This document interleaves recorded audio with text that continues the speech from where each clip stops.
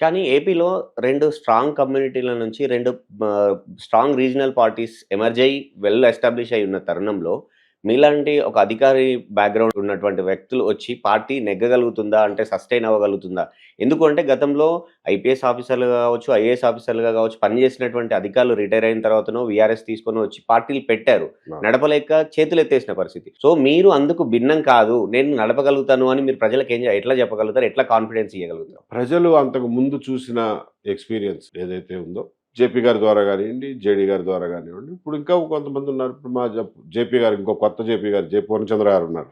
అలాగే విజయ్ కుమార్ గారు ఉన్నారు. అలా చాలా మంది ఎక్స్‌పెరిమెంట్‌లు చేస్తున్నారు. ప్రజలు వాటన్నింటిని చూస్తున్నారు. మమ్మల్ని కూడా చూస్తారు. సస్టైన్ అవుతామో లేదో మేము చెప్పేదాన్ని బట్టి, మేము ఎంతవరకు ప్రజలను కన్విన్స్ చేయగలమో దాన్ని బట్టి ఆధారపడి ఉంటుంది. సస్టైన్ అవుతామని నేను చెప్పలేను. సస్టైన్ అవ్వమనే నిరాశలో ఎప్పుడు ప్రయత్నం అయితే చేయాలిగా. ప్రయత్నం చేసిన తర్వాత సస్టైన్ అవుతామో లేదో తెలుసు. ప్రయత్నం చేస్తున్నాం. ప్రజలకు నచ్చితే ఒప్పుకుంటారు. లేదంటే ఓకే వద్దులేవయ్యా మాకు ఉన్నోళ్ళతోనే సుఖంలే. వాళ్ళలోనే ఎవరో ఒకళ్ళు ఎంచుకుంటాంలే అంటారు.